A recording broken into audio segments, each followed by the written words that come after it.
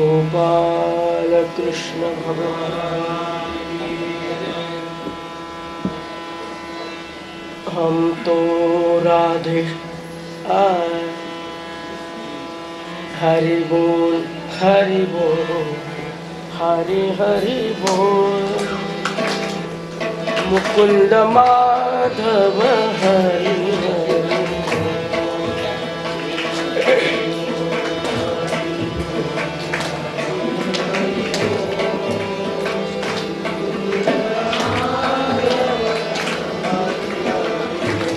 हरि बोल हरि बोल, हरि बोल, हरि हरि बोल। मुकुंद माधव हरि हरि बोल।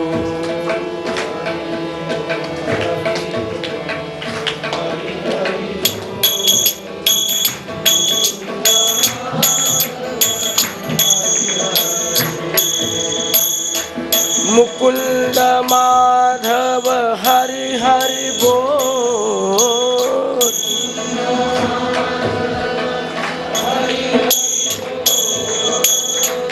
मुकुंद माधव हरि हरि बोल।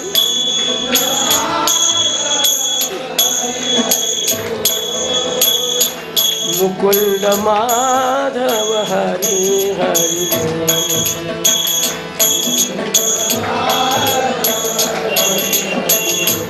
हरि बोल हरि बोल, हरि बोल, हरि हरि बोल। मुकुंद माधव हरि हरि बोल।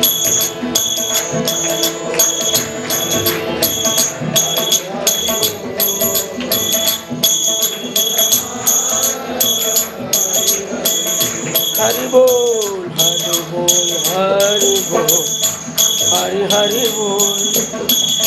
मुकुंद माधव हरि हरि।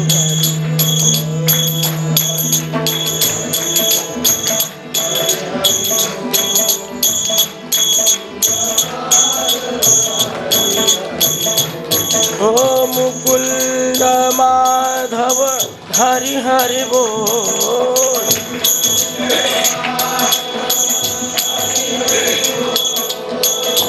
मुकुंद माधव हरि हरि बोल।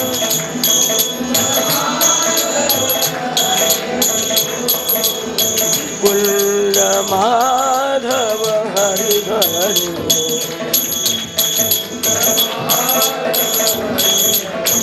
हरि बोल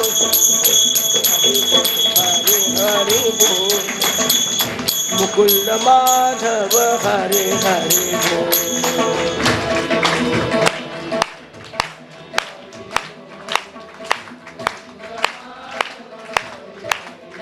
हरि बोल।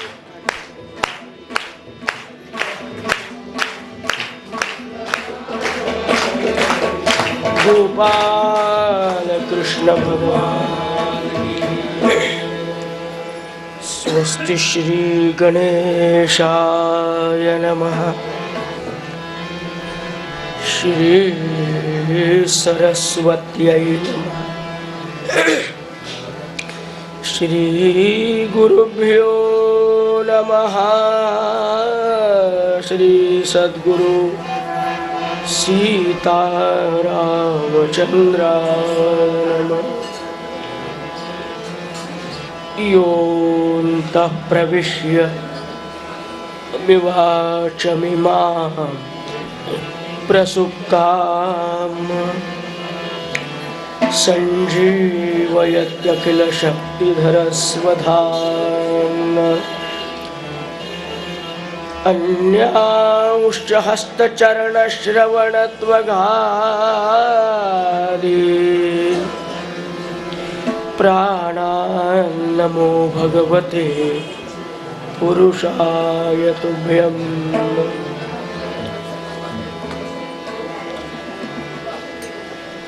लोकाभिरामं रणरङ्गधीरं राजीवनेत्रं रघुवंश कारुण्यरूपं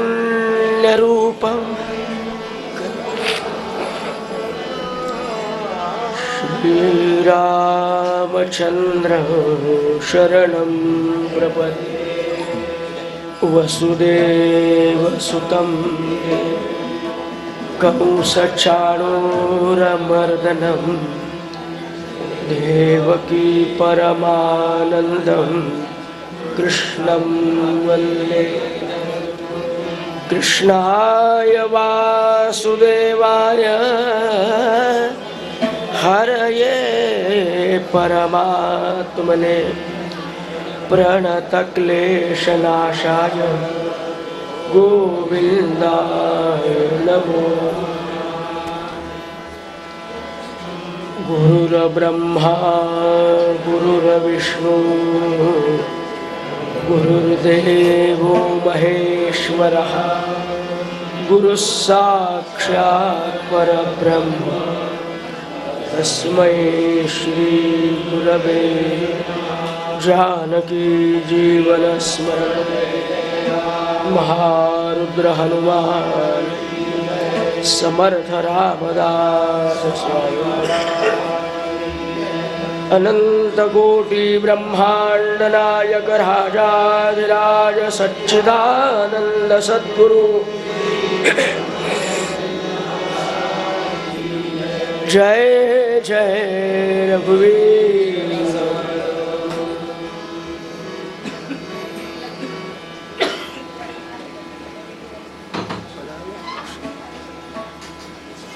करो तुषार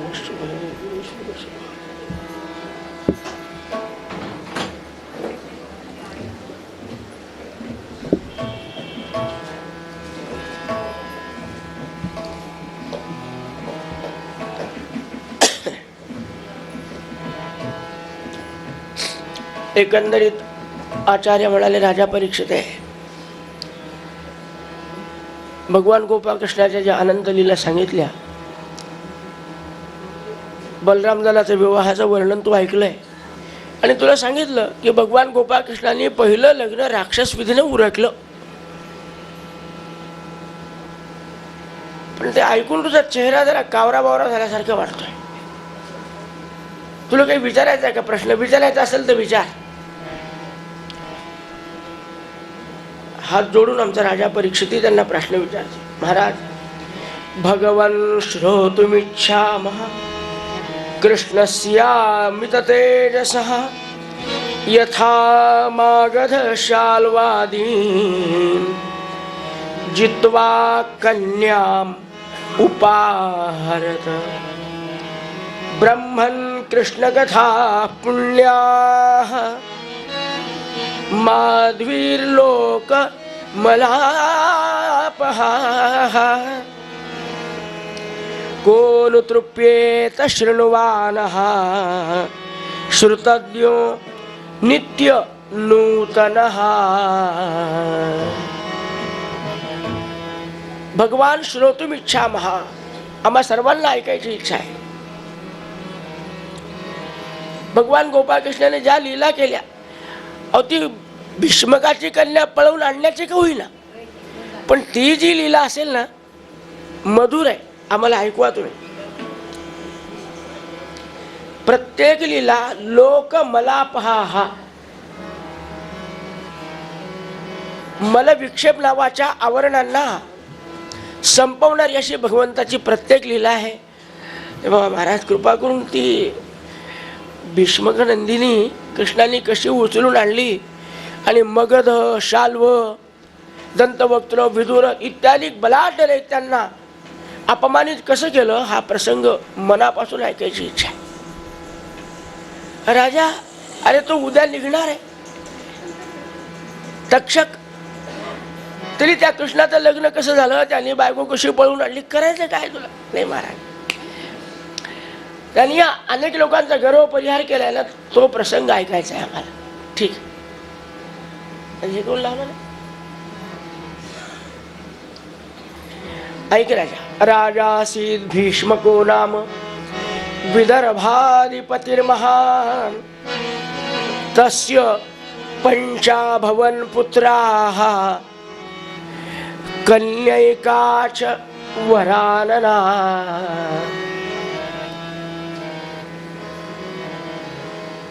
राजा परीक्षित आहे त्या भीष्मक नावाच्या राजाला, विदर्भात राहणारा, कुंडिलपूर नावाचं त्याचं गाव आहे, अमरावतीच्या जवळ आहे, 27 किलोमीटरवर आजही आहे. तिथं हा राजा अत्यंत सात्विक असणारा राहत होता. त्याला 5 पुत्र, एकापेक्षा एक बलवान. ज्येष्ठ पुत्राचं नाव रुक्मी, रुक्मरथ, रुक्ममाली, रुक्मकेशी आणि रुक्मबाहू.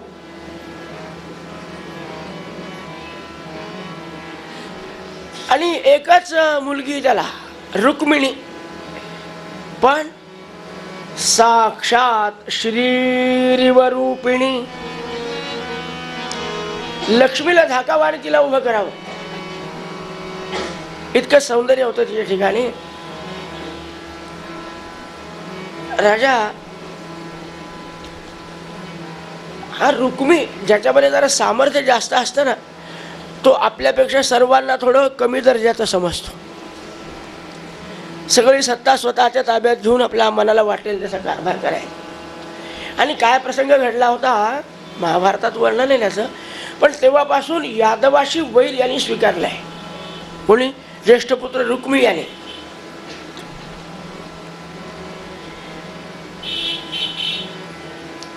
आपल्या बाकीच्या 4 भावांच्या सहकार्याने सगळीकडे राजसत्ता आपली प्रस्थापित केलेली आहे आणि आपल्याला वाटेल तसं बघायला लागलेला आहे.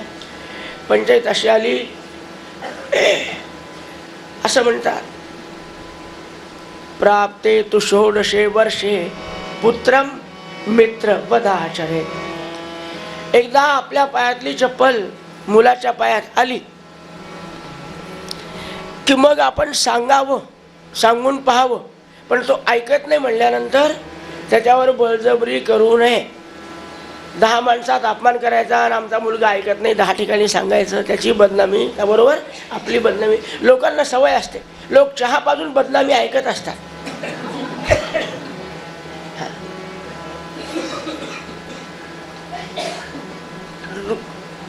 भीष्मक राजाला सगळ्या गोष्टीची कल्पना आहे. स्वतःचं दुःख स्वतःच्या मनामध्ये घेऊन समाधानाने राहत होता. रुक्मिणी तुला पाहिजे तसं कर बाबा. त्यामुळे झालं काय, रुक्मिणी लग्नाला योग्य झाली आणि भीष्मकाची पत्नी सारखी त्यांना म्हणायला लागली, महाराज आता न योग्य गमती मज संग्रहात. आता या रुक्मिणीला घरात ठेवावं असं काही वाटत नाही, योग्य वेळ आलेली आहे. विवाहाच्या बाबतीत आपण विचार करायला हरकत नाही. करू म्हणाले. आपला मुलगा आपलं ऐकत नाही हे आपल्या पत्नीला माहिती आहे, तरी ती वारंवार मला म्हणते की त्याला सांगा. अहो मी कोणीही वर पाहून आणला तर याला पटणार नाही, हे रुक्मिणी आमच्या भीष्मक राजाला माहिती आहे. काय हरकत नाही, करू आपण विचार करू. माझ्या लक्षात आहे, प्रयत्न चालू आहे. महिना 2 महिने 4 गेले की आमची पुन्हा भीष्मक राजाची पत्नी त्याला गावा आता काही नाही, हे लागलाय की शोध, कुठे कुठे काही कुंडली, कुठं पत्रिका, कुठं नाडी, कुठं गोत्र काही सापडलंय का कोणाचं. लोकांनी वापरणं सोडून दिलं म्हणले सगळं. नाड्या, गोत्र, धोत्र हे सगळे आता बाद झाले. एखादा चांगला तरी सद्गुणी हे बघ म्हणाले, तू काळजी करू नको, आपला रुक्मी आहे ना, आता तो कर्तव्यदक्ष, तो करील पाहिल. पण बायको नावाची एक वस्तू, गोष्ट अशी असते महाराज, वस्तू म्हणणं बरोबर नाही, ती हालचाल करते ना, म्हणून की 100 वेळा टाळलं तरी 1 वेळा तिचं ऐकावंच लागतं. भीष्मक राजाने ठरवलं की आज आपल्याला रुक्मी भेटायला आला की त्याला सांगायचं, विचारायचं, थांबवायचं आणि विचारलं, करे रुक्मी, आता आपली रुक्मिणी लग्नाला आलेली आहे, काही ती या बाबतीत विचार केलाय का? रुक्मिणीनं सांगितलं, हो बाबा लक्षात आहे माझ्या, आता बरं संशोधन केलंय बाबा, केलं. अरे त्यांच्याशी बोलणी करावी लागेल. झाली बाबा, बोलणी झाली. अरे मी जिवंत आहे ना. अरे म्हाताऱ्या माणसाला काही लागत नसतं, फक्त सांगावं, बाबा आज आमच्याकडे जाऊन आलो, पत्रिका उतरली, मुलगा चांगला आहे का थोडा वाईट आहे, कधी कधी इकडे तिकडे जातो, बाकी फार चांगला आहे. काय जे असेल ते आपल्या वडिलांना सांगावं. अपेक्षा एवढीच असते की फक्त आपल्याला आम्ही जिवंत आहोत याची कल्पना त्यांना असावी. म्हाताऱ्या माणसाला काय वाटतं, आम्ही जिवंत आहोत एवढं मुलांच्या लक्षात असावं. काही करा मग. रुक्मी म्हणतो सगळं झालेलं आहे, अरे त्यांना निमंत्रण द्यावं लागेल, परवाच्या दिवशी येणार आहेत. अरे पण आहेत कोण ते, कोण आहेत, कुठले आहेत, हे नाव तर समजू दे मला. वा म्हातारपणी जास्त पंचायती करू नये, पण विचारलं म्हणून सांगतो. चैदी देशाचा राजा दमघोष आणि दमघोषाचा पुत्र, अरे नाव शिशुपाल. काय शिशुपाल, त्याला तोंड शी म्हणताना इतकं लांब केलं. अरे मग त्याला आपली रुक्मिणी, ज्याचं नाव उच्चारताना एवढं तोंड वेडं वाकडं होतं, त्याला रुक्मिणी. अरे श्रीरिव रुक्मिणी, अरे त्रैलोक्य सुंदरी आपली रुक्मिणी.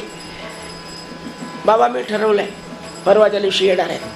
रुक्मिणीच्या कानावर घातलंय का, आपण काही अनिष्ट करणार आहोत का. तिचं काम एकच आहे, जो पडद्याच्या पलीकडे उभा असेल, पडद्याला बाजूला संपल्यावर हार घालणे, दृष्टादृष्ट वधूवरा न करणे. फार जुनी गोष्ट आहे बरं. काही तेव्हा मला वाटतं गोवा नव्हतंच अस्तित्वात.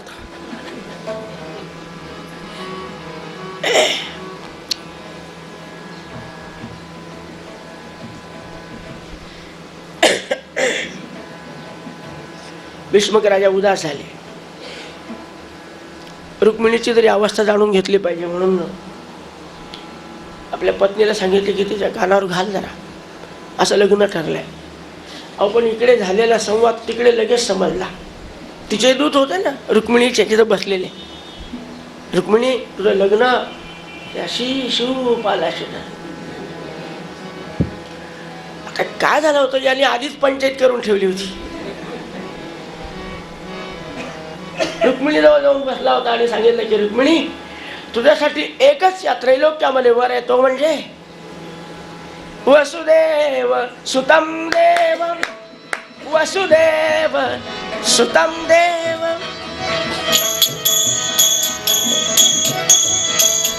वसुदेव सुतम देव. कंस चाणूरमर्दनम. कंस चाणूरमर्दनम. वसुदेव सुतम देव.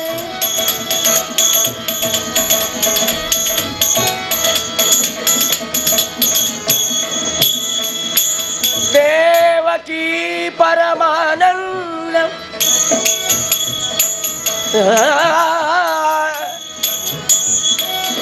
देवकी परमानंद. कृष्णं वन्दे जगद्गुरुं. कृष्णं वन्दे जगद्गुरुं. वसुदेव सुतं देव. वसुदेव सुतं.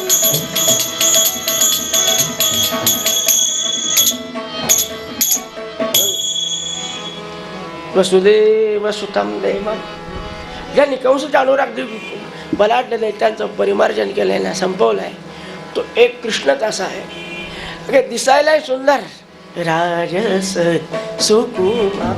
हो, प्रत्यक्ष मदनाचा पुतळा आहे महाराज. आणि मला असं म्हणायचं की वर मला घालायची तर फक्त त्याच्याच गळ्यात घाल, केव्हा ना केव्हा लग्न होणार तुझं. ती म्हणाली मला सध्या नाही करायचं. अगं पण मुलीची जाते केव्हा ना केव्हा करावं लागेल ना, लक्षात असू दे आपला लायक कोण आहे, लक्षात आहे. अगं जन्मभर त्याच्याबरोबर राहायचं, काही दिवस राहायचं आणि काही असं नाही. हिंदुस्थान आहे आपला.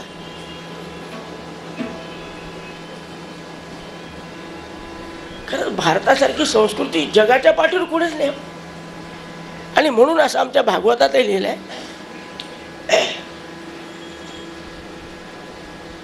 की देवादिकांना सुद्धा अवतार घेण्याचा मोह पृथ्वी तलावरच.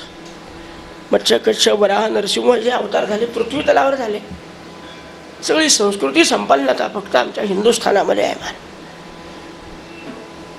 तो विवेकानंदाचा प्रसंग आपल्याला माहिती असेलच. ते म्हणले जेव्हा त्या शिकागोच्या धर्म परिषदेला गेले, जात असताना त्यांना एक दृश्य दिसलं. एक बाई थडग्याला वारा घालत होती. विवेकानंदांना पहिल्यांदा थोडा गैरसमज झाला. मला असं वाटलं होतं, म्हणाले फक्त भारतामध्येच अशा हिंदू स्त्रिया आहेत की ज्या जिवंत नवऱ्याला वारा घालतात आणि गेलेल्या नवऱ्याला.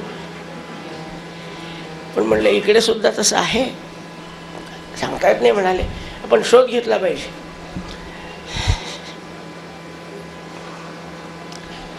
उतरले मोटारीतून, गेले त्या बाईजवळ. म्हणाले बाई, इंग्लिशमध्ये बोलले असतील ते, आपण कशाला प्रयत्न करा उगाच.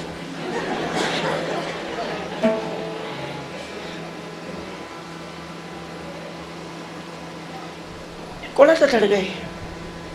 नवऱ्याचा आहे माझ्या. अरे वा, वारा घालता आपण. आमच्या हिंदुस्थानमध्ये सुद्धा म्हणाले जिवंत आहे तोपर्यंतच घालतात, नंतर नाही जात. चितेपाशी सुद्धा जात नाहीत म्हणले आमच्याकडे बायका. पण तुम्हाला काय प्रेम आहे महाराज, गैरसमज झाला तुमचा काय. आमच्याकडे अशी पद्धत आहे म्हणे, दुसरं लग्न करायचं असेल ना, पहिल्या नवऱ्याचं थडगं तरी वाळलं पाहिजे. आता हे वाळल्याशिवाय दुसऱ्या जगात वर मला घालता येत.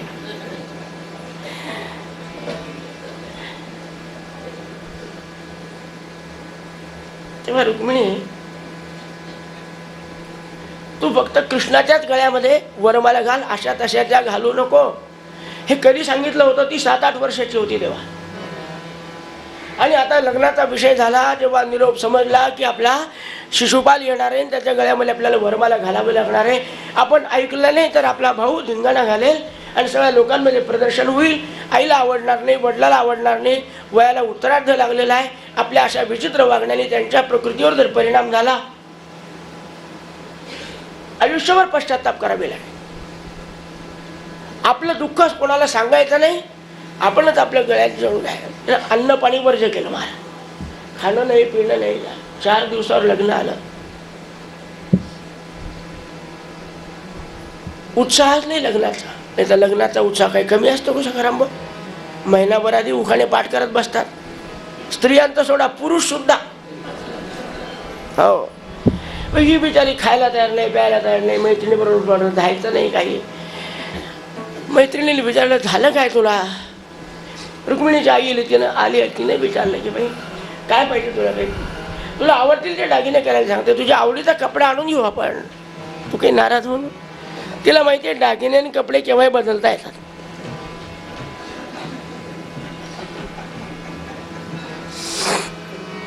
काही नको आई, मला माझं सगळं चांगलं आहे. भूक नाही म्हणून खात नाही. 2 दिवस 3 दिवस झाले. एक रुक्मिणीची मैत्रीण होती महाराज, तिने मात्र रुक्मिणीला घट्ट धरला. म्हणाले रुक्मिणी खरं सांग, अगं सहस्त्रकोटी यातनेला अनंत कोटी उपाय आहे. तुझ्या मनात नेमकं काय दुःख आहे? अगं दुसऱ्याला बोलून दाखवलं पाहिजे. कोणाजवळ तरी मरण हा शेवटचा उपाय नाही. फार मोठी आत्महत्या, फार मोठं पाप आहे. तू सांग मला, मी काहीतरी तुझ्यासाठी करू शकेल. अगदी जीवाभावाची मैत्रीण होती महाराज. तिने सांगितलं की असं काय करू, माझ्या भावाने त्या शिशुपालाशी काय लग्न ठरवलंय आणि माझ्या मनात तर तोच आहे. त्रिभुवन सुंदर असणारा जो गोपाल कृष्ण आहे ना, काय वर्णन ऐकलंय का? मी अजून पाहिलं नाही बरं का, पण त्या नारदांनी असं हुबेहूब वर्णन केलं की डोळे झाकले की त्याची मूर्ती. हा, असं वाटतच नाही. लोक म्हणतात त्याचे खूप मंदिर आहे, मला नाही जावं वाटत कुठे. मूर्ती तुझी असते माझ्या नित्य अंतरात. मूर्ती तुझी असते माझ्या नित्य अंतरात. कशासाठी हो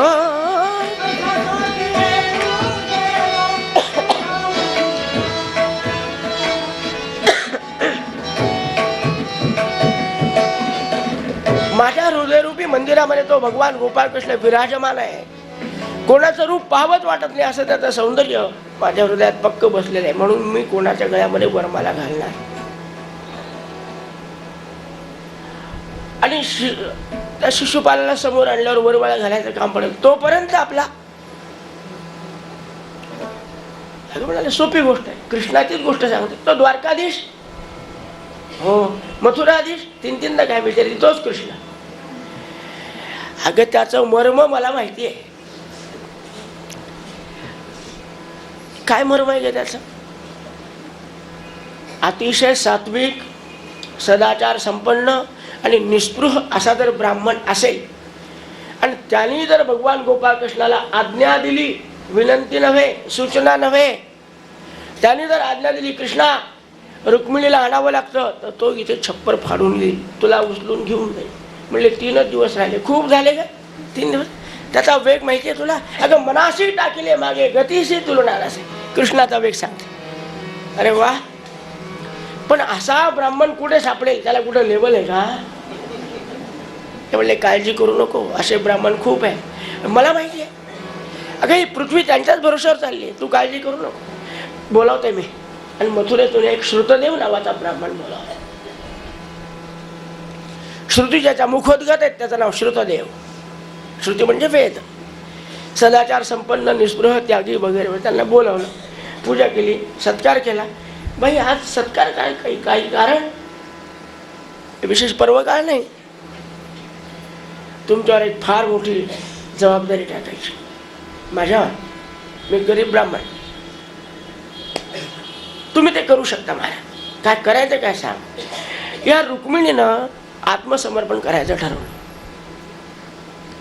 गोपालकृष्णाला तिनं आत्मसमर्पण केलंय. पण हा रुक्मिणी आपल्या आईलाही पटलेलं नाही, वडिलालाही पटलेलं नाही, बहिणीलाही पटलेलं नाही, तरीही बळजबरीनं रुक्मिणीचा विवाह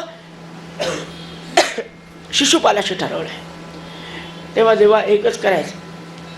त्या भगवान गोपाळकृष्णाचा स्वभाव आम्हाला माहिती आहे ऐकून, की तो सात्विक ब्राह्मणाच्या पायाचा दास आहे. तुम्ही जर त्याला सांगितलं आणि असं जर केलं नाही तर उद्या रुक्मिणी राहणार नाही. आणि वयाच्या उत्तरार्धामध्ये ऐन तारुण्यामध्ये मुलीनं काही कमी जास्त करून घेतलं तर आई वडिलाला समाधानाने जगावं वाटेल का? अरे बापरे. ते कुठं राहिला तो? म्हणले हात लांब करू नका, आमच्याजवळ घोडे आहेत तसे. सकाळी निघाले ना उद्या तर तुम्हाला संध्याकाळपर्यंत पोहोचवते तिथे.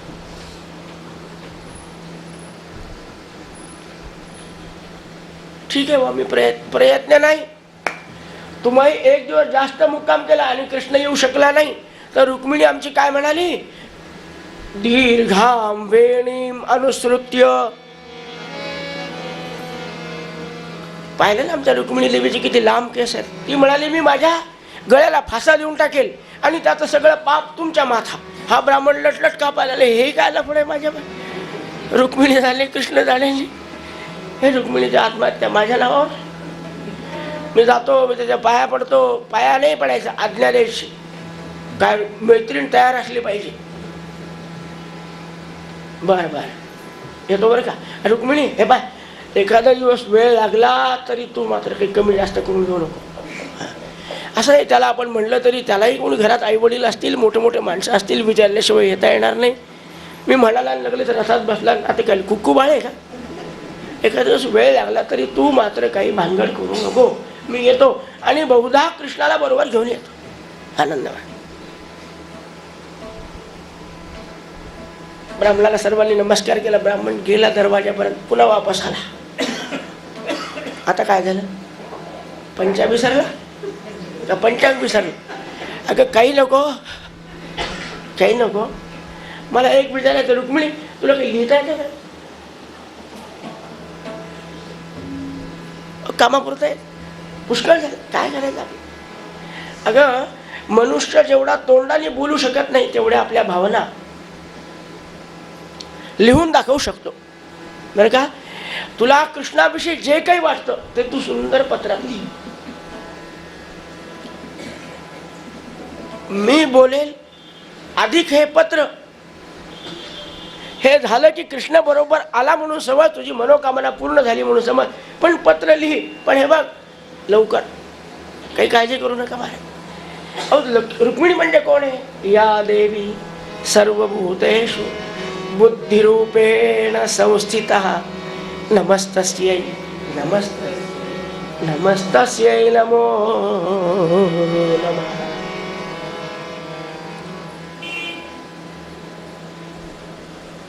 महाराज पत्र घेतलं म्हणजे काय काय म्हणतात त्याला, कागद भृजपत्र असायचं पहिले, घेतलं बोरू घेतला, लिहायला सुरुवात केली. खरंच कमाल आहे शैलेश, कुठे न थांबता पत्र पूर्णच केलं तिनं. सगळ्या शेवटी लिहिलं, आपल्या चरणकमलाची दासी रुक्मिणी. आमच्या एका मित्राचा एका पोरीवर प्रेम झालं, सांगून टाकतो हळूहळू लाऊडस्पीकर मध्ये.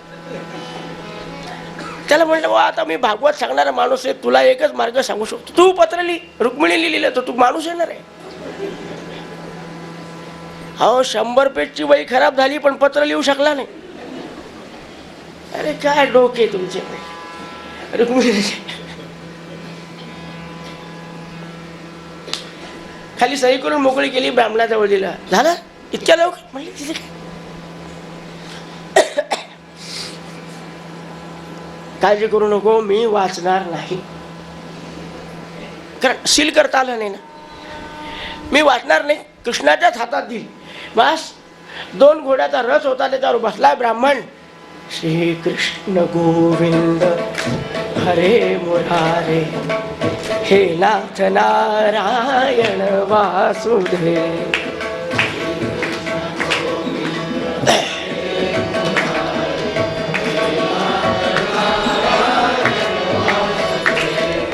श्री कृष्ण गोविंद हरे मुरारे.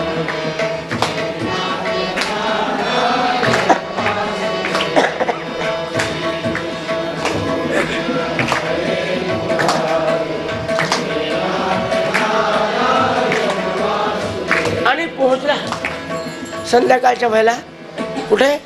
द्वारकेला. काय वेग असला पाहिजे हो. आणि असेलच हो.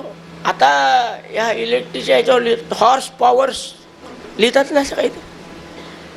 घोड्याची शक्ती, अश्वशक्ती त्याचा अर्थ होतो की नाही, ती याच घोड्याच्या वर्णनावरून त्यांना तो शब्द सुचला असला पाहिजे, ज्याने कोणी काढला असेल. अहो कुठं राहिलं आपलं नागपूर? नागपूरच्या अलीकडे 125 किलोमीटरवर अमरावती, त्याच्या पलीकडे 27 किलोमीटर कुंडलिनपूर. आणि कुठे राहिली द्वारका? सकाळी 5ला निघालेला ब्राह्मण संध्याकाळी 6ला पोहोचला. आम्ही एशियाड गाडीत बसतो तरी नागपूरला गाडी अडकून पडते. हा पोहोचला. आज भगवान गोपाळकृष्ण इथे पाऊस चालू आहे, पण तेव्हा तिथे पाऊस नव्हता. फिरायला गेलो होता, बगीचातून फिरून आला आणि हस्तपाद प्रक्षालन केलं. कोणीतरी एक दासी आली होती आणि आता धारोष्ण दूध होतंच, द्वारकेमध्ये कशाची कमतरता आहे, दिलं. दूध पियो मेरे गोविंद लाला, दूध पियो मेरे मदन गोपाल. कनक कटोरा दूध से भरियो, कनक कटोरा दूध से पियो ना. क्या बात है.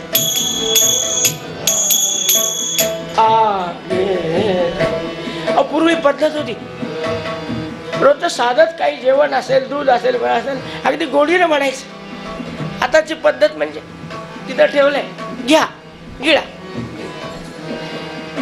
दूध असलं तरी दूध पियो प्रभुजी की मूरत दूध नाही.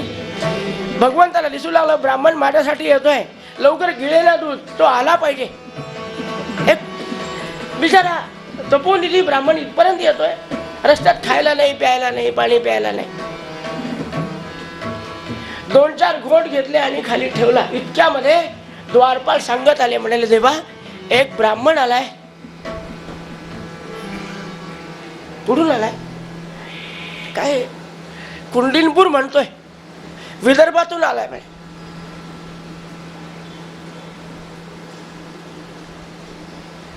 ब्राह्मण येऊ द्या, मग कशाला विचारपूस करता.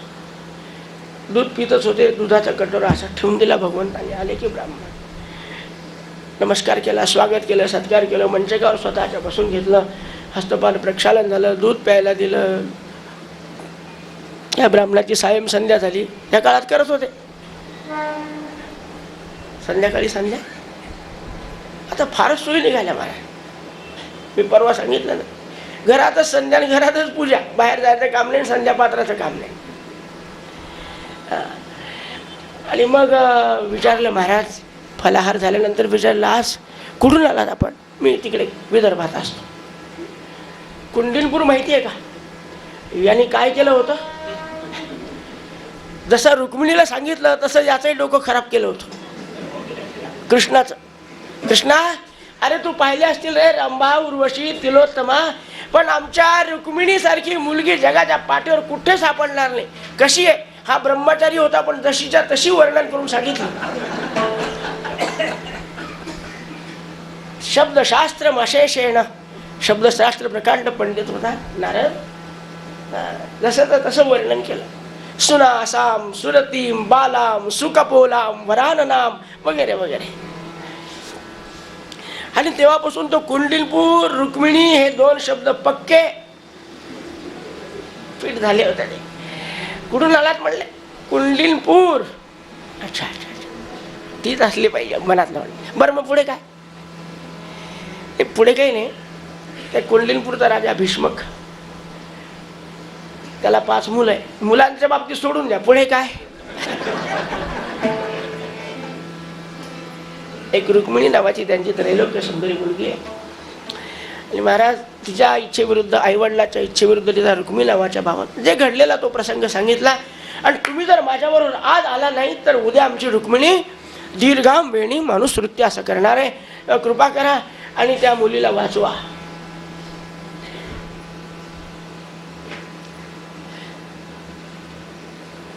भीष्मक राजाचं वय झालंय, त्यांच्या पत्नीची तशीच अवस्था आहे. आणि जर रुक्मिणीच्या इच्छेप्रमाणे काही घडलं नाही ना, माणसाला फार वाईट वाटतं. मुलाच्या बाबतीत आज जमलं नाही तर उद्या करू म्हणतो, पण मुलीच्या बाबतीत तसं नाही होत. मुलीला जे पाहिजे ते मनुष्य अगदी आणून देतो. खरं आहे का खोटं आहे विचारून द्या. तोंडातून शब्द निघाला की मुलीपुढे आणून ठेवला. प्रत्येक बापाला वाटतं तुझा बाप काही गुन्हेगार नाही या बाबतीत सांगून ठेवायचं. तेव्हा त्या भीष्मक राजाची मानसिक अवस्था तुम्ही पाहून घ्या आणि काही कृपा करा देवा, नाही म्हणू नका. उगवंत विचार करायला लागले नुसता. नारद हिच्याविषयीच बोलला होता नाही का, पण आपल्याला ब्राह्मणाला विचारता येते का ती कशी आहे आता दिसायला? नाही विचारता येत, नाही विचारता येत. चिंतन करायला लागला. आणि ब्राह्मणाला इकडे आठवलं, अरे हे पत्र आपल्या जवळच राहिलं. हे काढलं आपल्या कोटाच्या खिशात. महाराज हे पत्र भीष्मक राजाने दिले नाही, त्याच्या पत्नीनं दिलं नाही, प्रधानाने लिहिलं नाही. रुक्मिणीनं इतकी पुढे गेली, एक्स्ट्रा ऑर्डिनरी. वा, बरीच पुढे गेलेली दिसते. आणि पत्र वाचायला लागले. ऐकून माहीत असावं पत्र आपल्याला, आता लिहायचं काम राहिलं नाही, पण ऐकून. श्रुत्वा गुणान्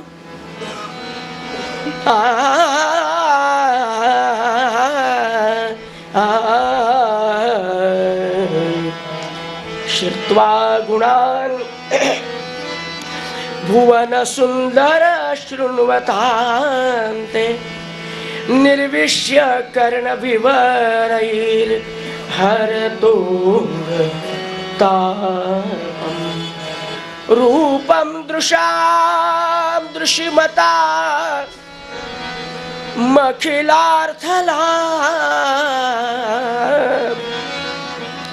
त्वय्यच्युता विशति चित्त मपत्रपं मे श्रुत्वा गुणान् भुवन सुंदर शृण्वता.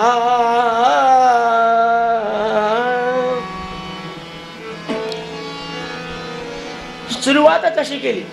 साष्टांग नमस्कार, विनंती, विषय, सांगण्यास कारण की, ऐकण्यास कारण की, बोलण्यास कारण. लंबच एवढं काही, डायरेक्ट मेथड. श्रुत्वा गुणान.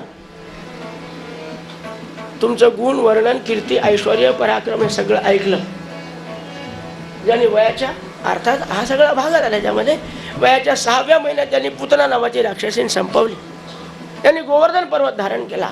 हे सगळं वर्णन ऐकून भगवंता माझ्यासारखी एक त्रैलोक्य सुंदरी कन्या तुमच्यासारखा परमवीर पुरुष या जगामध्ये उपस्थित असताना त्याच्या गळ्यामध्ये वरमाला घालायला धजावेल का? का त्वा मुकुंद महती कुलशील रूप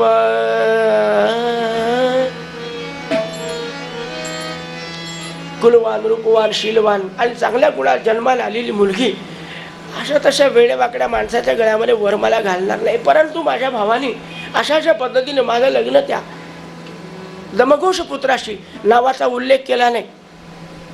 परपुरुषाचं नाव न घेण्याची पद्धत होती विनाकारण. दमघोष पुत्राशी माझा विवाह ठरवलाय आणि म्हणजे 2 दिवसावर ते लग्न आलेलं आहे. श्व परश्वा 2 दिवसावर ते लग्न आलेलं आहे. एकच विनंती की आपण या आणि मला घेऊन जा. आपला सगळा पराक्रम माहिती आहे. तुम्ही नुसते वसुदेव नंदन आहात म्हणून देवकी नंदन आहात म्हणून मी तुम्हाला समर्पण केलेलं नाही. नारदाकडून सगळं गुणगान ऐकलेलं आहे. अलौकिक कार्य करणारे आपण आहात आणि म्हणून तुमच्यासारख्याच्याच गळ्यामध्ये वरमाला घालायचा मी मानसिक निर्णय केला.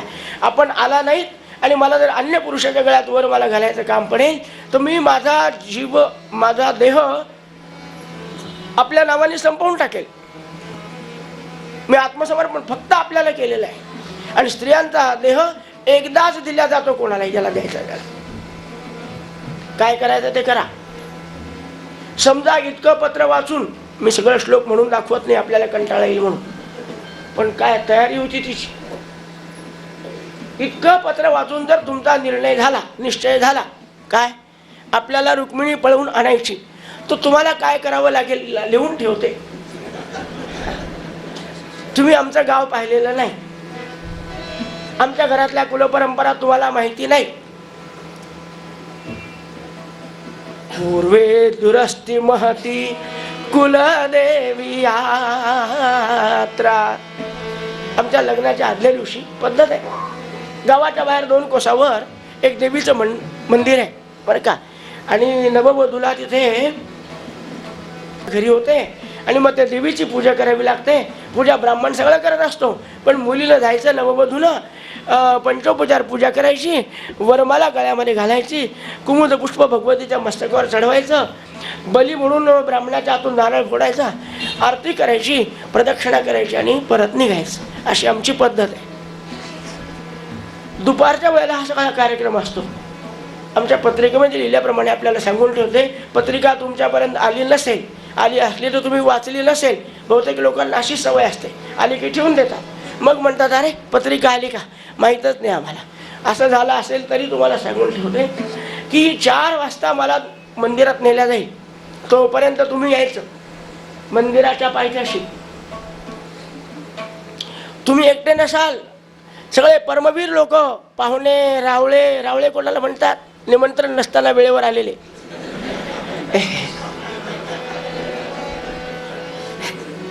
सगळे असतील तिथे.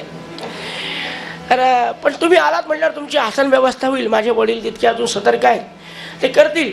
मी देवीची प्रदक्षिणा घालण्यासाठी बाहेर पडेल. तुम्ही जर आलेले असाल म्हणजे यालच, तुम्ही पत्र वाचून यालच तुम्ही, मला पूर्ण खात्री आहे. तुम्ही आलात तर देवीच्या समोर असं उभं राहायचं त्या मंदिराच्या. मी काय करेल, मंदिराच्या बाहेर पडली की एकदा सर्वांवर दृष्टी टाकेल. पत्रात लिहिलंय सगळं. हां, अर्धवट पत्र नुसतं त्या 2-4 शब्द लिहून होत नसतं. क्या बात है.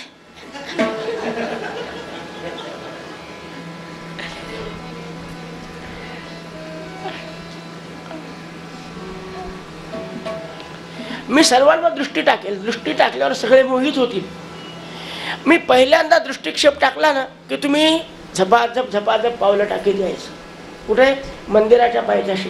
तोपर्यंत माझी परिक्रमा पूर्ण झाली असेल. पुन्हा सगळ्यांकडे पाहिल. मी प्रदक्षिणा आटोपून देवीला नमस्कार करेल. तोपर्यंत तुम्ही पायरीजवळ यायचं. मी 4 पायऱ्या खाली उतरेल, तुम्ही 4 पायऱ्या वर चढायचं, मग माझा हात तुमच्या हातात घ्यायचा. एकदा का तुमच्यासारख्या परमवीर माणसाने माझा हात आपल्या हातात घेतला की काय हिंमत येते अशी शिवपालाची मला उचलायची न्यायची. मग तिथे रुक्मी असू द्या, जरासंध असू द्या, दंतवक्त्र असू द्या, विदुरच असू द्या, काही हिंमत नाही, मला पूर्ण खात्री आहे तुमची. तेव्हा तुम्ही लवकर या. आपल्या चरणकमलाची दास सखाराम बुवा पत्र वाचू लागले भगवान गोपाळकृष्ण, पण अडचण येऊ लागली. पत्रातले अक्षर दिसेना. कोण दिसू लागलं पत्रात? क्या बात आहे.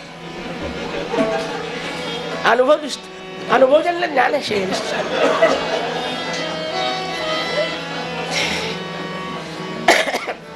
जिचं अक्षर इतकं सुंदर ती किती सुंदर असली पाहिजे. पण भगवान गोपाळकृष्ण मनातल्या मनात चिंतन करतात आणि त्या पत्रामध्ये प्रत्यक्ष रुक्मिणी दिसायला लागली.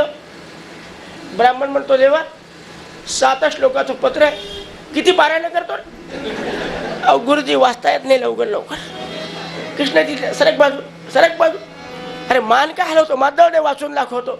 देवा असे पत्र ज्याचे त्यांनी वाचले पाहिजे. तुम्हाला माहिती नाही, पत्र वाचलं ठेवून दिलं वर, तो दुधाचा प्याला तसाच ठेवला. नाही कसं काय वाटलं?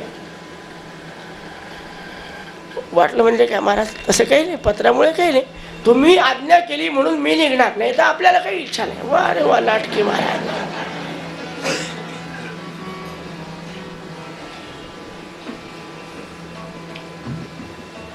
काय निघायचं का? ब्राह्मण विचारलं निघायचं का? मग आता नाही, तुम्ही असं करा, इतक्या लांबून थकून आला, उपहार सांगितलाय, जरा गरम गरम उपहार खा, छान गरम दूध प्या, एकदा विश्रांती घ्या, मग आपण पाहू घेऊ. काही नाही देवा, आपण गेलो आणि तोपर्यंत रुक्मिणीने काही केलं तर काय फायदा आहे तुमच्या माझ्या जाण्याचा? आत्ता निघायला पाहिजे. अहो तुमचं सगळं ठीक आहे, माझ्या घरात वडील माणसं आहेत, आई आहे, वडील आहे, आजी आहे, आजोबा आहे, दादासाहेब आहेत, आताच लग्न झालं आणि मी जर अशी पोरगी आणण्यासाठी पळून गेलो ते म्हणतील खरे आता माझ्यानंतर तुझा नंबर होता ना बाबा, माझ्या लग्नाला 4ही महिने झाले नाही, एवढा काय उतावळेपणा करतो? थोडं थांबा. एकदा का बलराम दादाच्या महालातला दिवा मंद झाला,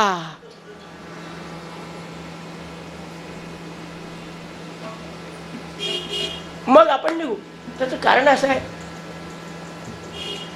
आमच्या घरी परंपरा आहे वाजून कुठे जायचं असलं तर सांगावं लागतं घरातल्या वडील माणसाला, कुठे जायचं असलं तर. मग अशा कामाला चाललो, आईला सांगता येतं का? वडिलाला, आजोबाला, भावाला मी पोरगी पळून आणायला चाललो, आशीर्वाद म्हणता येते? एकदा झोपू द्या या सर्वांना, शांत जाऊ आपण. ब्राह्मणाला झोप नाही हो, रुक्मिणीची सारखी काळजी आहे. देवा बापा लवकर निघ बरं का, हा तुम्ही विश्रांती घ्या, वेळ आली की मी उठवतो. ब्राह्मण नुसतं या अंगावर त्या अंगावर.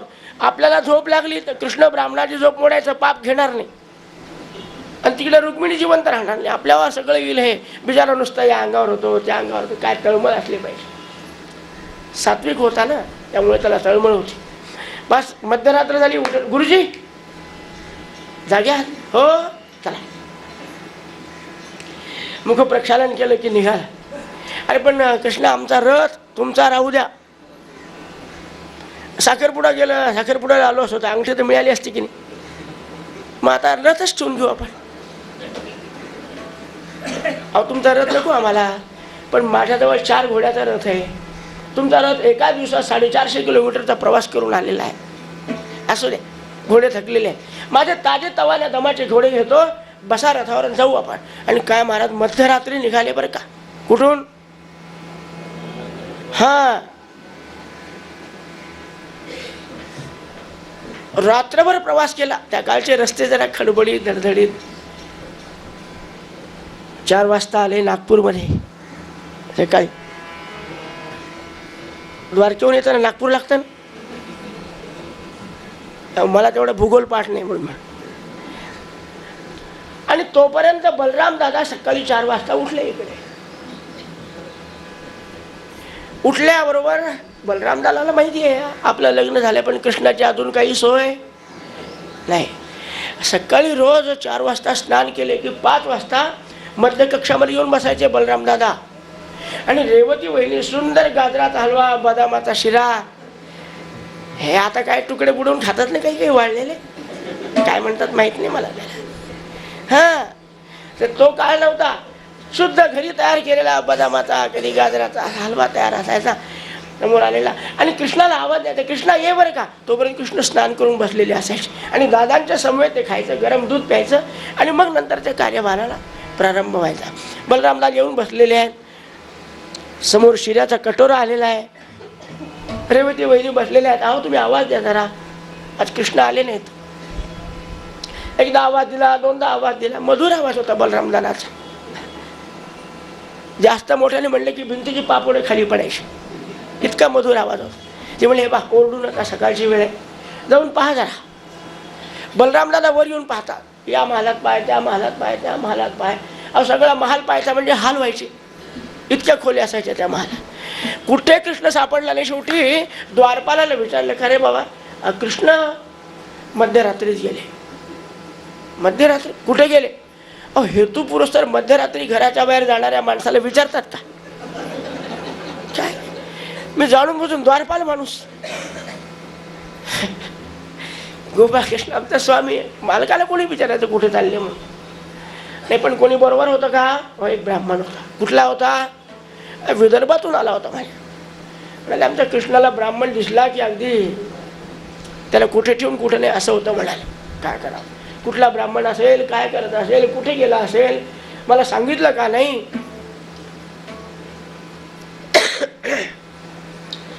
बलरामदादा हुशार आहेत, राजकारणी आहेत, भोसर असले तरी. ते म्हणले शेवटी चोर सुद्धा चोरी करून जातो ना, तर एखादा पुरावा शिल्लक ठेवतो. कृष्ण गेला असेल पण ब्राह्मण कुठला आला, काय आला, काहीतरी पुरावा सापडेल. दिवे मोठे केले दिवाणखान्यातले, कृष्णाच्या रंगमहालामधले. पाहतात तो अर्धवट दूध. अरे याला दूध पिलंच नाही वाटतं रात्री. फराळ तरी केला का नाही काय बाय, फारच लहरी आहे. बरं आपलं लग्न झाल्यापासून आपण प्रत्येक वेळेला बोलवत नाही त्याला, आपली चूक आहे. बरं जाऊ द्या. हे पत्र कशाचं दिसतंय? पत्र काढलं आणि अख्खं पत्र वाचलं गुरुजी. बलरामदादा म्हणाले काय डोकं आहे. कोणाचं? कृष्णाचं नव्हे, रुक्मिणीचं. म्हणले आधीच तर आमचे हे महाराज असे, आणि त्यांना लग्नाच्या आधी तुम्ही असं करा, नंतर तसं करा, त्यानंतर तसं करा, त्याच्यानंतर. अरे लग्नाच्या आधी इतक्या प्रकारच्या त्या नवऱ्यावर बंधनं टाकते, काय असेल. आणि इतकं लिहिलंय आणि पळून जाण्याचा मार्ग पण लिहून ठेवला. अगदी बुद्धिमान आहे म्हणले वा, अगदी आमच्या कृष्णाला अनुरूप अशी मिळाली. बरं वाटलं. पण लक्षात आलं की हा गेला तिथे आणि तो रुक्मी आपला पहिल्यापासूनचा वैरी आहे. आणि त्यांनी काय केलं असेल, जरासंधाला बोलवलं असेल, विदुरथाला, दंतवक्त्राला वगैरे वगैरे, आपले जेवढे शत्रू तेवढे त्यांनी मित्र म्हणून बोलवलं असेल. आणि एवढ्या शत्रूच्या गराड्यामध्ये माझा कृष्ण एकटा जाऊन पडला आहे.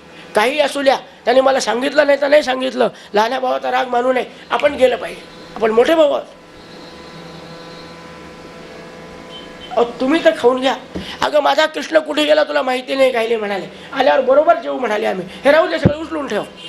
काय भावावर प्रेम आहे बलरामदानाचं.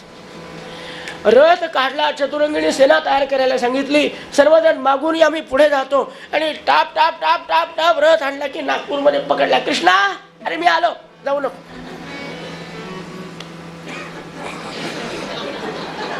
कृष्ण म्हणला ही मूर्ती इथं कशाला, आधी तर 100 त्यांचे प्रवचन ऐकावे लागतील.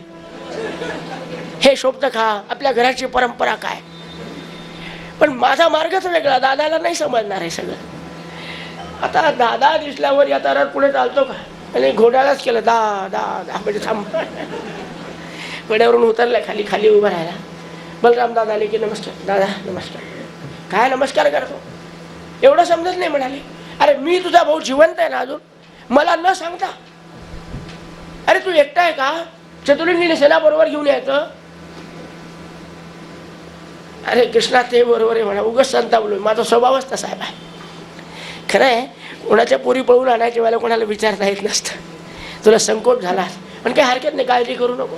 तू एकटाच शत्रूंच्या ताब्यात पडला म्हणून मी स्वतःचा रथ घेऊन ये. हे बघ ते समोर दिसतात ना, ध्वज पताका अब्दागिरी सगळे आपल्या द्वारकेचे आहेत. चतुरंगिणी सेना आणली, येऊ दे समोर, रुक्मिणी येऊ दे, जरासंध येऊ दे, मी आहे.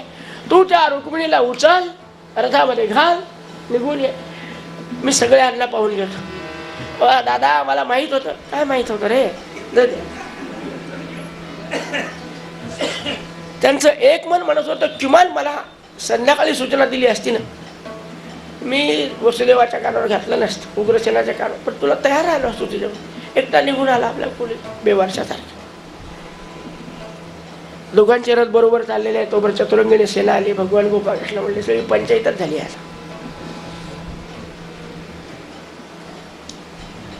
दादा मला वाटतं सगळीच्या सगळी सेना काही तिकडे नेऊ नये. मग अरे सेना लपून ठेवायची गोष्ट आहे कृष्णा. नाही दादा तुम्हाला सांग, मंदिर दिसतं नाही, हे मंदिरच्या मागे खूप धान्य उगवले. आता ज्वारी 8-8 फूट वर आलेली आहे. सगळ्या सैनिकांना इथे लपून ठेवा.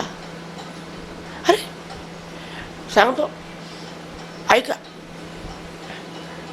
काहीतरी अंगरक्षक बरोबर आपण घेऊन जाऊ, आपला स्वागत सत्कार होईल. आणि जेव्हा पळवून न्यायची वेळ येईल तेव्हा मी रुक्मिणीला माझ्या रथात घालून पळवून नेईल. माझ्याबरोबर माझे अंगरक्षक असतील. आणि तो रुक्मी मी पळवून नेत असताना काही शांत झोपेल का, बसेल का, जेवण बसेल का नाही, तो सगळी सेना घेऊन मागे येईल. तेव्हा देवा दादा तुम्ही या सगळ्या सेनेला बोलवायचं आणि मग त्याला, अरे वा कमाल आहे बा तुझी. दादाचं आयुष्य असंच आहे. कृष्ण म्हणतील तसं वागण्यामध्ये. ठीक आहे, आपले 10-5 अंगरक्षक बरोबर घेतले. भीष्मक राजाला समजलं. भीष्मक राजाने स्वागत केलं, सत्कार केला. महाराज आपण आलात, फार आनंद वाटला. खरं म्हणजे इतक्या आदराने तुम्हाला आमच्या रुक्मिणीने निमंत्रण दिलं नसेल, पण आपण आलात, आनंद वाटला मला. आम्ही तुमची निवासाची व्यवस्था केली. कुठे केली? अमुक अमुक, इकडे जरासंध आहे, तिकडे अमुक आहे, तिकडे, तिथं तुमचा महाल. नाही नाही, आम्हाला गावाच्या बाहेर ठेवा. हे सगळे आमचे शत्रू आहेत. उगाच आमच्यात भांडणं व्हायचे आणि तुमच्या लग्नामध्ये ते नको, लांब ठेवा. आम्ही आपल्या इकडे राहतो. वेळ आली म्हणजे अक्षता टाकायपुरता येतो, नंतर निघून. ठीक आहे, व्यवस्था केली. मग तशी कार्यक्रमाची रूपरेषा सांगितली. असा असा कार्यक्रम आहे.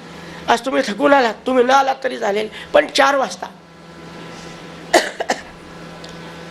आमच्या रुक्मिणीला रथामध्ये बसून तिच्या मैत्रिणी समवेत, ब्राह्मणांच्या समवेत तो रथ मंदिरात जाईल देवीच्या. आणि पद्धत आहे, सगळ्यांनी ज्यांनी नववधू पाहिली आहे नाही त्यांनी समोर उभं राहायचं आणि नववधूला पाहून घ्यायचं. गर्दीमध्ये मग पुढे पाहता येत नाही. एकदा का टाळी पडली, टाळी पडल्यावर लोक आपल्या आपल्या घरी, सगळं लक्ष तिथे असतं. मग पुन्हा नवरा नवरीची भेट घ्यावी वगैरे वगैरे. त्या काळात फोटोग्राफर नव्हते म्हणून लोक भेटायला जात नव्हते. आता आपला फोटो त्यांच्याबरोबर निघाला पाहिजे म्हणून म्हातारे सुद्धा तिथं जाऊन उभं राहतात. त्या काळात ती व्यवस्था नव्हती काय. मग जायची गडबड होईल म्हणाले. ठीक,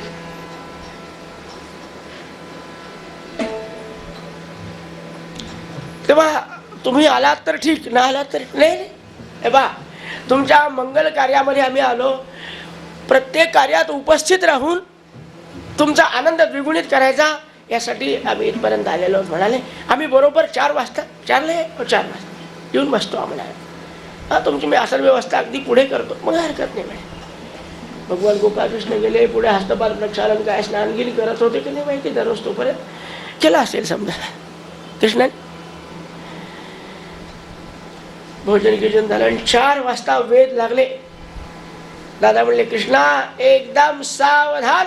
म्हणले बस दक्ष म्हणायचं का पण नाही, सावधानच आहे आपण. 4 वाजता आलेले आहेत. भीष्मक राजाने त्यांची आसन व्यवस्था केली होती. बाकी सगळे लोक कृष्णाने पाहिलं मात्र कोण कोण आलंय, कोण कोण आलंय. रोजच्या पेक्षा वेगळं सगळ्यांकडे कृष्णाने नजर टाकली. वा, जरासंध आहे, दंतवक्त्र आहे, विदुरथ आहे, वा वा, सगळीच मंडळी आहे, काय हरकत नाही म्हणाली. 4 वाजता इकडे रुक्मिणीला रथामध्ये घालून मंदिराच्या समोर आणलाय, वाद्य वाजवू लागलं.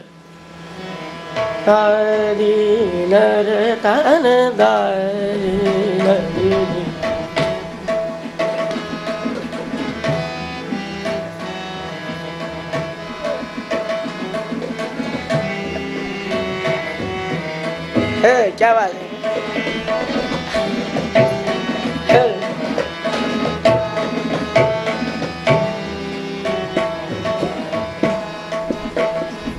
वाद्यघोष चालू आहे.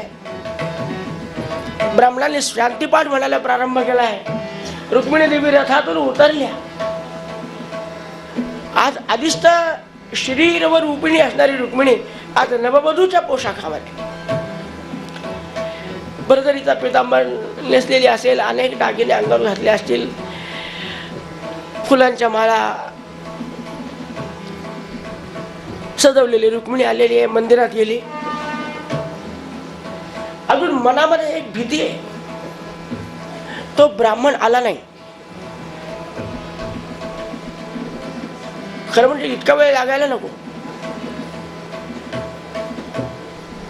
कृष्णाने सांगितलं, गुरुजी आता शांत घरी जाऊन झोपा, आता आम्ही पाहून घेतो, तुम्ही काही व्हाल, मी रुक्मिणीला पळवून देणार.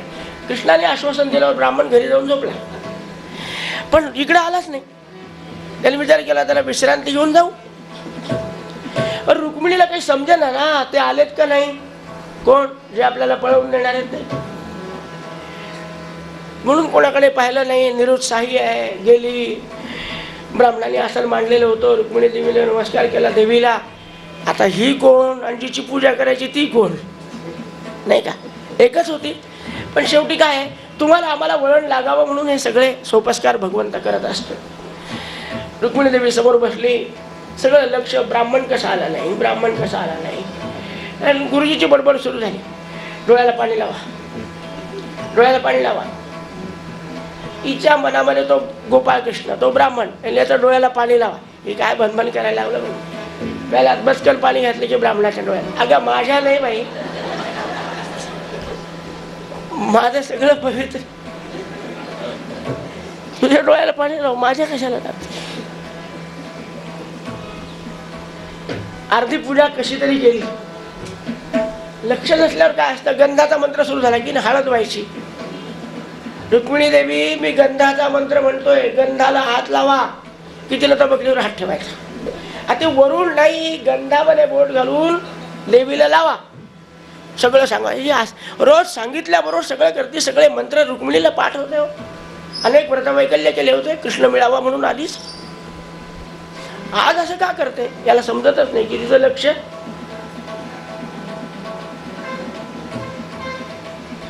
पूजा केली, नैवेद्य समर्पण केला,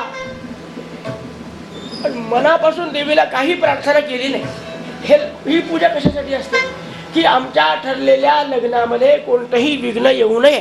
पण जर कृष्ण आला नसेल तर या कार्यात विघ्न आलेले काय वाईट.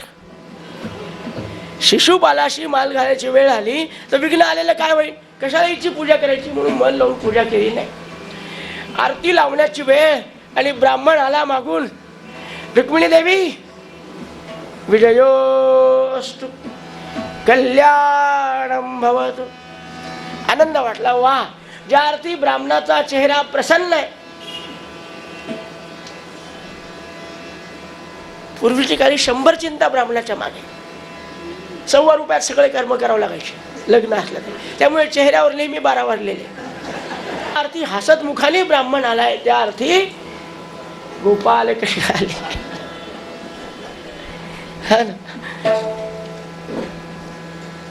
आणि मग राहिलेली पूजा काय, आरती काय. जय जय नदीपती प्रिय तनये भवानी महालक्ष्मी माये. जय जय नदीपती प्रिय तनये भवानी महालक्ष्मी. आरती झाली, मंत्रपुष्पांजली झाली, नमस्कार केला. नमो देव्यै महादेव. आता प्रार्थना केली की माय मी भगवान गोपाळकृष्णाबरोबर पळून जाण्याचा आणि त्याच्याबरोबर आयुष्यभर राहण्याचा संकल्प केलाय, तो सिद्धीला नाही म्हणून तुला मी नमस्कार करते बरं का. आतापर्यंत काही म्हणली नाही, ब्राह्मणच म्हणत राहिला मम आत्मना, त्याचं त्याला काय मिळायचं ते मिळू दे, मला मात्र एवढंच मिळू दे. कृष्ण वंदे, ते तोच मला मिळावा, बाकी मला काही नको. नमस्कार केला आणि भगवतीकडे प्रेमाने पाहिलं आणि काय सांगावं तुम्हाला, मस्तकावरचं फूल वाहिलेलं रुक्मिणीच्या हातात पडलं. वा, शुभ शकून आहे. ब्राह्मण म्हटला, देवी काळजी करू नका, रक्षील तुझ अंबिका, रक्षील तुझ अंबिका, रक्षील तुझ अंबिका. उगा धरिसी मनी चिंता, उदाका धरिसी मनी चिंता. शंकर मन रंजिता हरितसे, शंकर मन रंजिता हरितसे. भवपातक पंका, रक्षील तुझ अंबिका, तुझ अंबिका, तुझ अंबिका. संपल्यावर जरी वाजवलं तरी चालेल, बरं वाटतं थोडंसं. रक्षील तुझा अंबिका.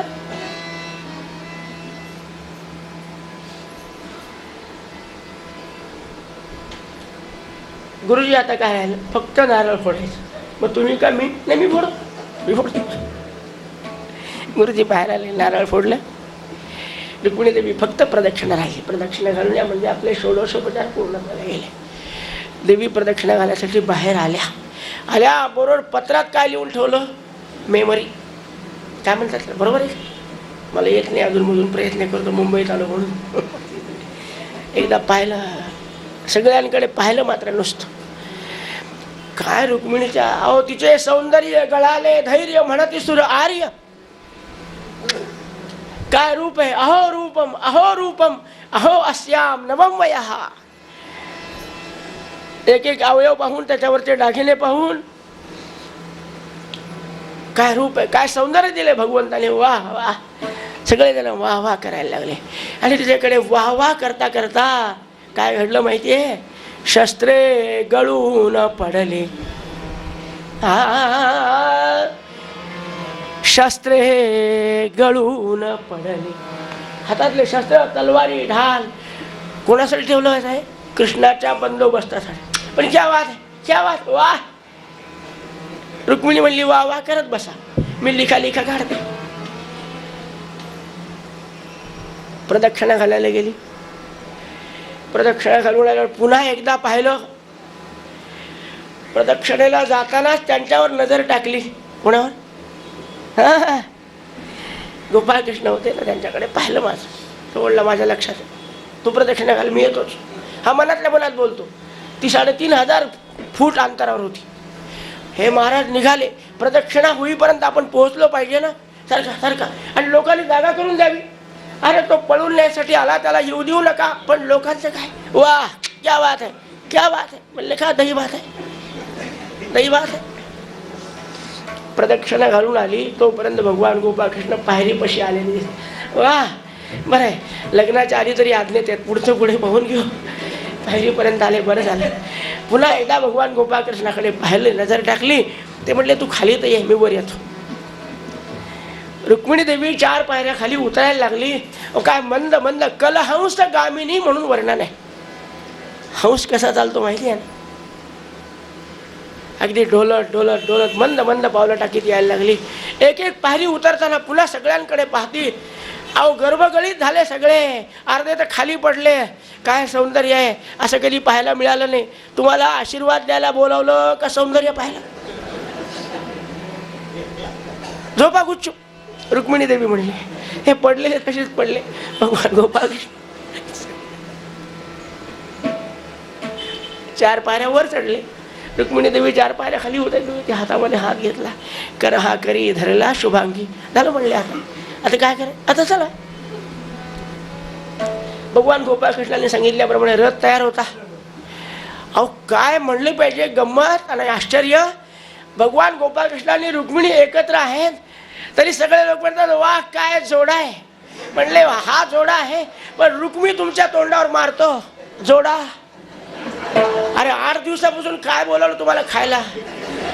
कशासाठी बोलवलं? रुक्मिणीला सांभाळण्यासाठी. आणि तू म्हणता काय जोडा आहे? भगवान म्हणले ठीक आहे ठीक, चांगला वाटला ना, येतो. अच्छा.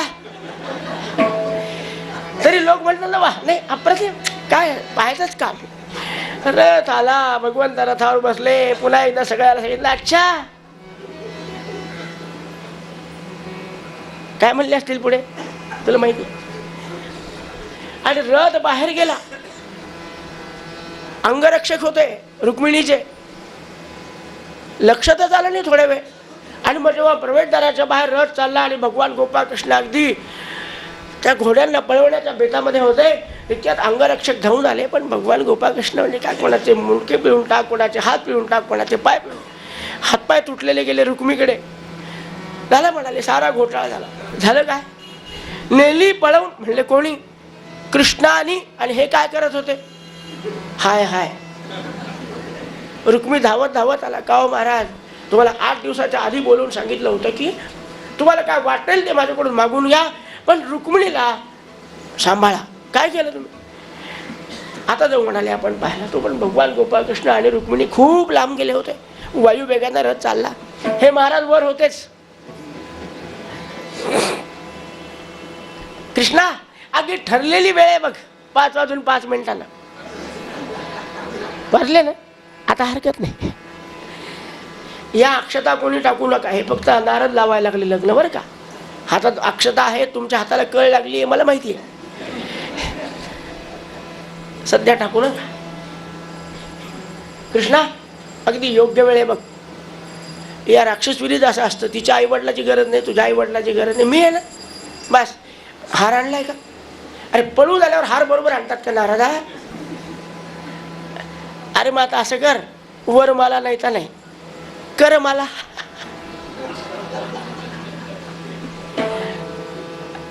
म्हणजे तुझ्या हातात जो दागिना येईल तो तुझे करात घे, तिच्या गळ्यात घाल. विचार काय करतो?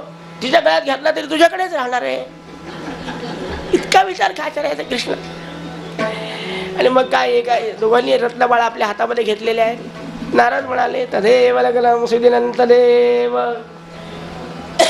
ताराबलम चंद्रबलं तदेव विद्याबलं दैवबलं तदेव लक्ष्मीपदे ते मनसा स्मरामि लक्ष्मीनारायण चिंतन सावधान उमा महेश्वर चिंतन सावधान अंतर्पाठ नसल्यामुळे वाजंत्री सावचित्त सावधान गोपाल कृष्ण.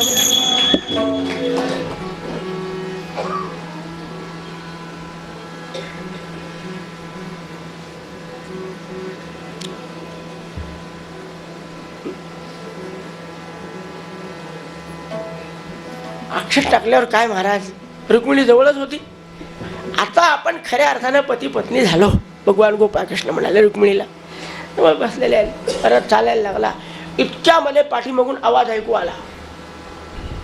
खूप कोलाहल झाला. कशाचा होता? रुक्मी जरासंधा सगळ्या सैन्याला घेऊन आलेला होता. जरासंध म्हणाला रुक्मी तू येऊ नको, आम्ही जातो, आम्ही पारिपत्य करतो. थोडा वेळ लागला आम्हाला, पण तू काळजी करू नको. कृष्णाची मला सगळी माहिती आहे, मी बरोबर. जरासंध, दंतवक्त्र, विदुरथ, शाल्व हे सगळे आले. घनघोर युद्ध झालं. भगवान गोपाळकृष्णाने जवळपास अर्धे संपवले. पाठीमागे बलरामदादा होते. ससैन्य मागून आले. मागून सगळी सेना कापत कापत कापत कापत जरासंध तर बस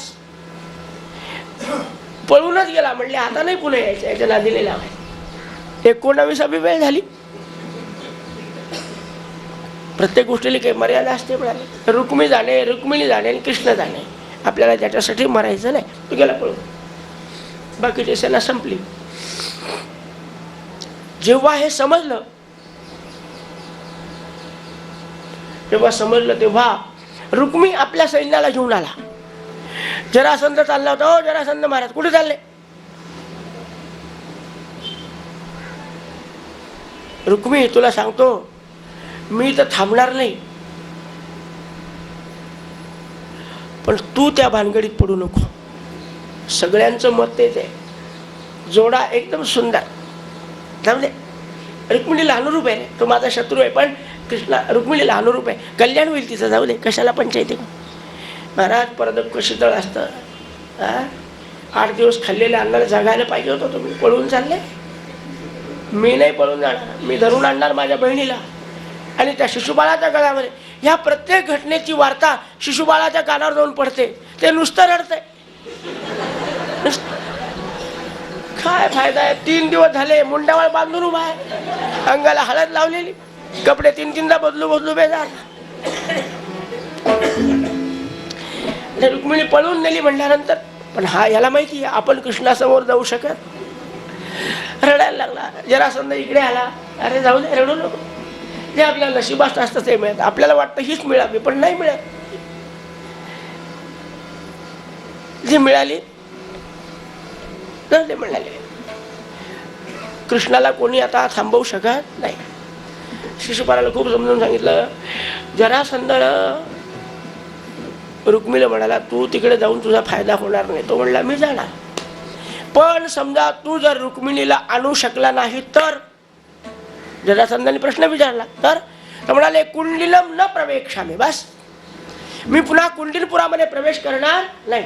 मग जा म्हणाले. हा गेला युद्धासाठी. बलराम दादानी सेना कापून काढली. तो का रुक्मिणीला संपवू शकत नव्हता का? कोण? बलराम दादा.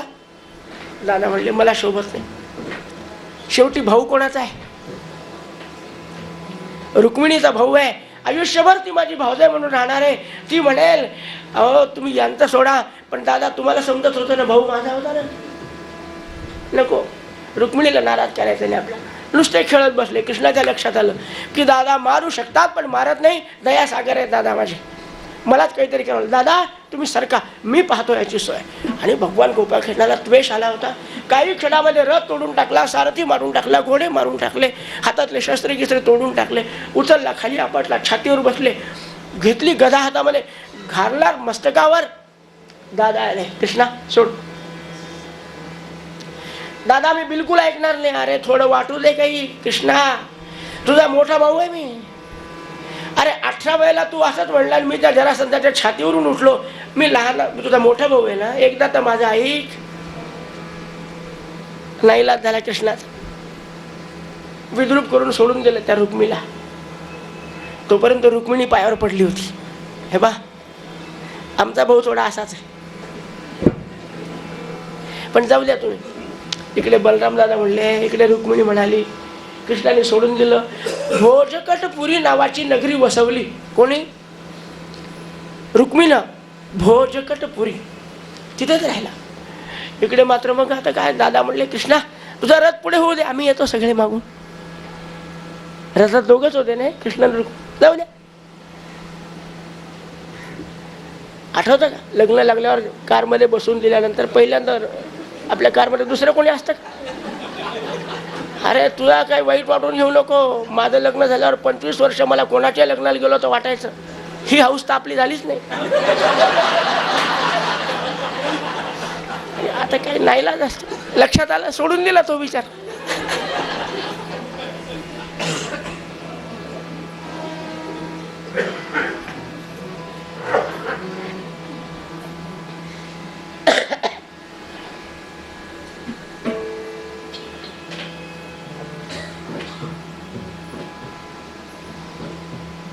भगवान गोपाळ कृष्ण रुक्मिणी रथामध्ये बसून आलेले आहेत द्वारकेमध्ये.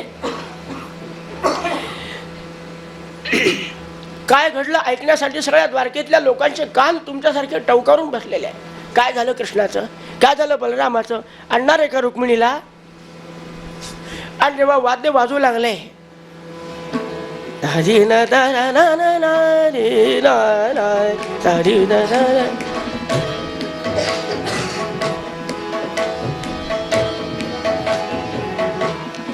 ज्या अर्थी रणवाद्य वाजायला लागलेले आहेत, मंगलवाद्य वाजायला लागले, त्या अर्थी रुक्मिणी आलेली आहे. काय सगळ्या गावामध्ये समजलं की भगवान गोपाळकृष्ण रुक्मिणी आलेले आहेत. अख्खं गाव ओवाळायला तयार. सुंदर स्वागत झालं, सत्कार झाला. उभयता दोघंही उग्रसेन महाराजाला नमस्कार करायला गेले. उग्रसेनाने पाहिली, वा कृष्णा, अरे चांगलं झालं बरं का. मला वाटलं होतं इतकी ताकद घेऊन गेलाय, कशी आणतो काय माहीत, पण चांगली आणली. अशी पळवून आणली तरी चालेल, छान आहे. पण कृष्णा एक सांगून ठेवतो तुला, हे काही आपल्याला पटलं नाही. अरे तू मथुराधीश, तू द्वारकाधीश, आणि तुझं लग्न असं चोरासारखं. तिचे आई वडील, तुझे आई वडील नाही, त्या नारदाच्या नादी लागला, नेकट्याने करून घेतलं, आपल्याला आवडलं नाही. अरे नाही भीष्मक महाराज करू शकत, आपण आपल्या द्वारकेत लग्न करू. गुरुजी तारीख काढा. ते म्हणले आषाढ वद्य सप्तमी चांगला दिवस आहे. म्हणले तयार करा सगळी. हा रत्न मंडप उभे करण्यात आले, सुगंधित द्रव्याचं परिमार्जन करण्यात आलं. दोन्ही नातेवाईकांना पत्र निरोप. वेळ कमी होता म्हणून घोड्यावरून दूध पाठवले, सगळ्यांना बोलून आणलं. अहो द्वारकाधीश म्हणजे कशाला कमी आहे होती ते. नित्य शरीर नित्य मंगलम, रोजच उत्सव आहे, लग्नाचं काय विशेष. सगळे लोक उपस्थित झालेले आहे. काय गौरी हरपूजा झाली, काय काय करतात सकाळी ते सगळं झालं सकाळच. आता फक्त लग्नाची वेळ आली.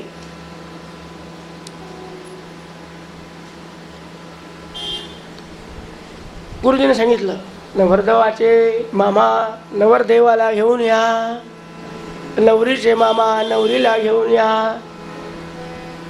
आता हिचे मामा कोण होते? द्वारकेतल्याच कोणाला तरी उभं केलं. भीष्मक राजा आलेले होते, कुंडीन पुण्यावरून उभे होता, पती पत्नी आले होते, त्यांच्या उपस्थितीमध्ये चला त्यांच्या डोळ्याचं पारणं फिटलं पाहिजे असं वैभव संपन्न अवस्थेमध्ये. काय नवरदेवाची मिरवणूक झाली म्हणून सांगावी तुम्हाला. अप्रतिम मिरवणूक झाली. आणि बस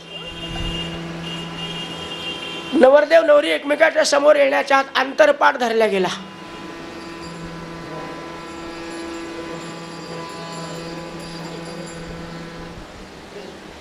पूर्वीच्या काळी पद्धत होती महाराज, दृष्टादृष्ट वधूवरा न करणे, दोघे करावे उभे. तोपर्यंत एकमेकाला पाहायचं नाही. त्या शुभ मुहूर्तावर एकमेकावर दृष्टी पडली, आयुष्यात कधी भांडणं होणार नाही. पण आपण नाचण्या उडण्यामध्ये मुहूर्त गमवतो आणि रोजच्या रोज भांडणं. आज लग्न आणि 3.5 महिन्यानंतर काय म्हणतात त्याला, डायव्हर्स. म्हणून त्या मुहूर्ताला एक विशेष असं एक महत्व आहे की ज्या मुहूर्तावर दाम्पत्य हो अविच्छिन्ना प्रीतिरस्तु असा संकेत आहे.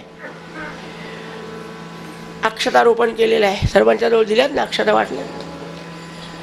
आज सुरुवात गुरुजीच करणार. सुमुहूर्त सावधान आदौ पूर्वनि तुष्टितो श्री शारदा संयुतः पुण्याभोक्त विधान पूजितसुरा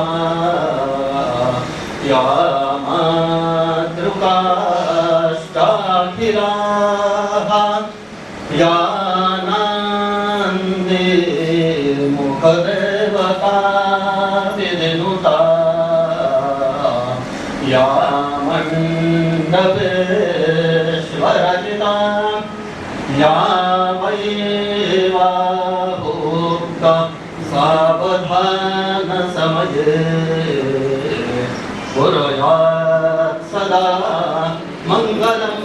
तुलसीकुले राधा दामोदर चिंतन सावधान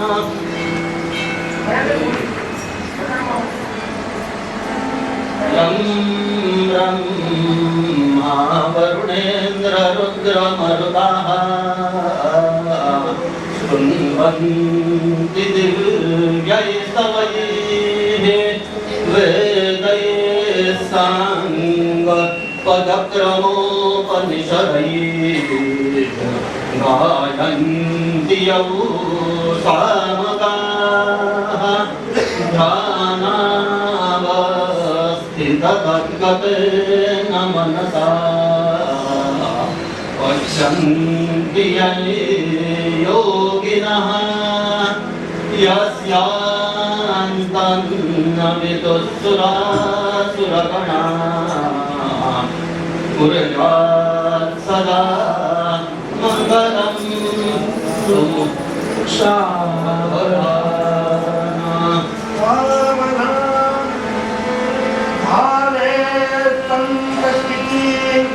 सचेत पुरती होती नया भारती नामाता अवतार तारक जगा कोणे नाही चापती भक्तांचे हृदयारविंद फुलवी नावली सर्वदा श्री प्रल्हाद करुणिया श्री राम देवरा राधा दामोदर शिंकरा